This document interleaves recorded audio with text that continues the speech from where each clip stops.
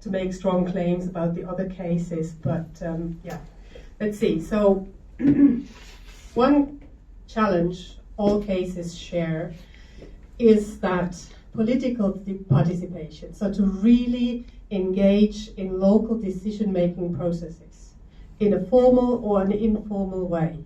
This requires other forms, other dimensions of integration first. So you need to speak the language, Stein has mentioned that, but you also need to have your kids at school, to be able to receive education yourself, or to have a job before you even dare to engage with local concerns. So there are preconditions for political participations, which is my takeaway message number one. It's 6 of them. Okay, let's talk about formal instruments first. Formal instruments means boards, official bodies, where people with a migration history can interfere with local decision making. It's in Germany, it's mostly foreigners advisory boards, or as in the case of BEPA, an integration commission, which is like a consulting body for the local municipality. Those formal instruments are limited in their effect. Formal participation would also be voting, but voting is limited to EU residents, and all other migrants cannot participate in elections.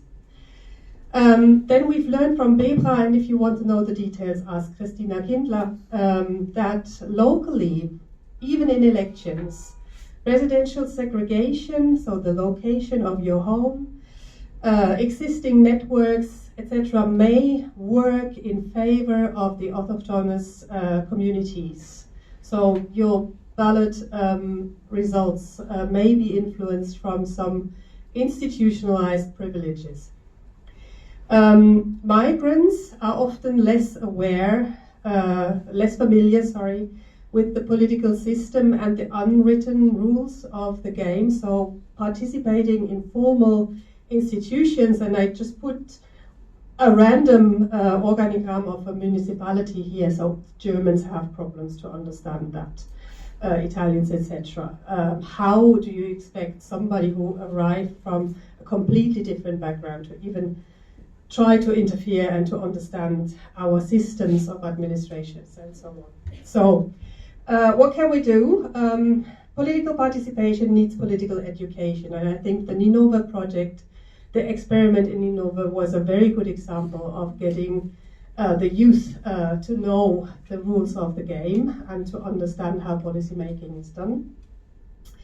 Awareness to implicit privileges. This is probably a very, very tricky bit of handling participation, because whoever tries to overcome his or her own privileges.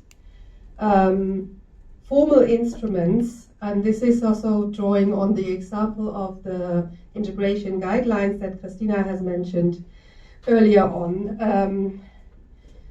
Just imagine you form a body, an integration commission, and you tell them, now you can work in the favor of the interest of migrants in your town. So what will they do? And it's not transparent how they can influence decisions, it's not transparent what is expected of them, etc. So you need to give them a little bit of transparency on their rights. They need to form an agenda, and you need to support them, and maybe the guidelines are a good idea, and it's still under experimentation, I'd say. We'll see how, to what extent this helps. All right. Third, formal instruments have their limits.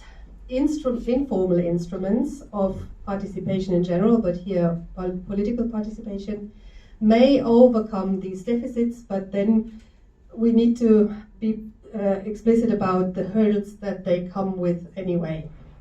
So the advantage is, if you organize informal participation events, like the Future Search Conference or many other of the experiments are probably well classified as informal participation. The good thing is everybody can come. Who will come is a different issue. But then also the design of those informal participation instruments is very often bound to social and cultural practices of milieus of the autochthonous society. Like, this is one of the pictures taken during the PISTE Future Search Conference, and you see how important it is to know the language, to be capable of expressing yourself even in small keywords that you then put down on what do you think is important in local development. So that is a bit tricky, and if you choose different language, visual language, it's much easier for migrants to express themselves. And they don't have to feel this inferiority of being the newcomer. Right, so a solution is, in your methods, choose wisely what you do, and have solutions for integrating diverse participants with translation. The body program in Ninove and visual methods may be a good solution too. But also in informal settings, migrants, I mean, why would we expect that migrants speak about integration automatically? Why would we assume that anybody who comes and has a migration history would advocate for integration policies? There are a couple of issues.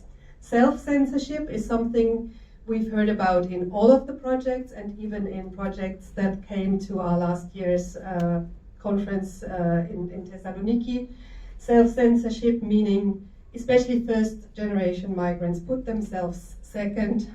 They accept the place on the floor instead of at the table, and wouldn't dare to raise issues.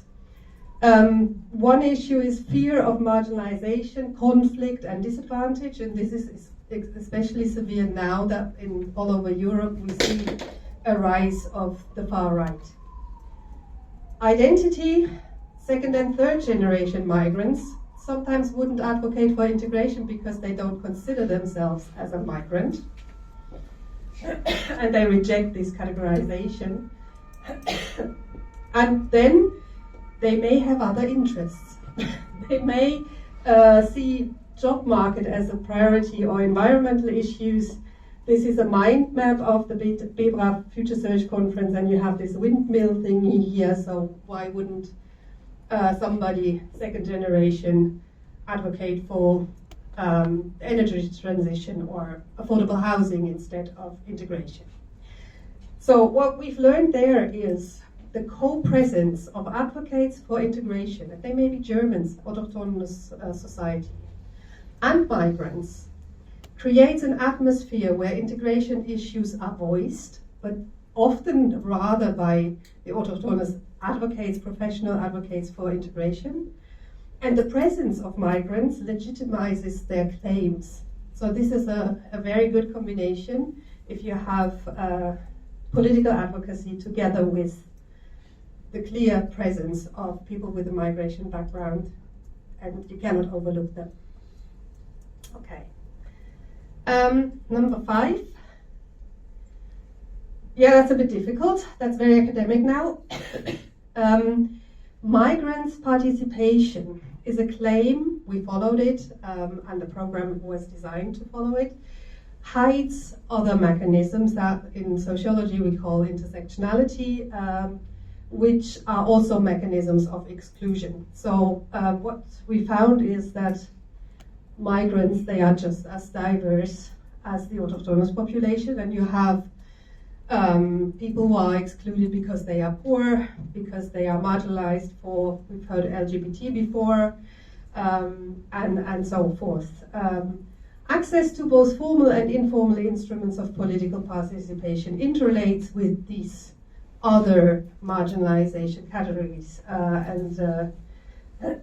What happens is, for instance, older men of higher status often represent migrant communities because of their position within this community, while older women are hard to find in such participation events. Then you have large, older established communities, and we have this in BEPRA, for instance, And then you have those newcomers who didn't found any association to represent their interests yet, and so on. And those established communities have a better influence on local politics.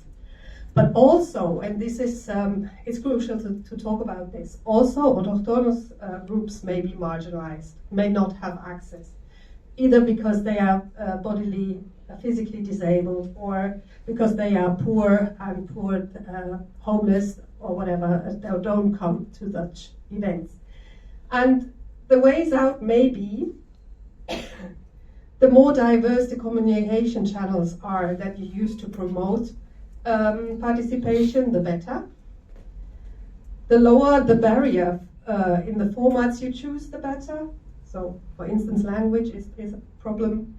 And then something that philosophers like Iris Marion Young said 30 years ago, if you have marginalized groups that just don't come to these events, then you need professional advocates to represent their interests.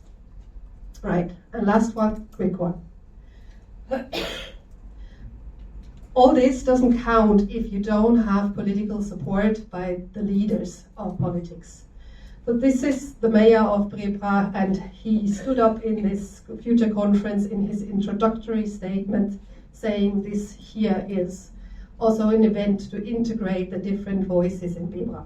If people don't do this, if the mayors and the ministers, etc., the important people don't stay behind you, then you can probably forget about political participation. Thanks.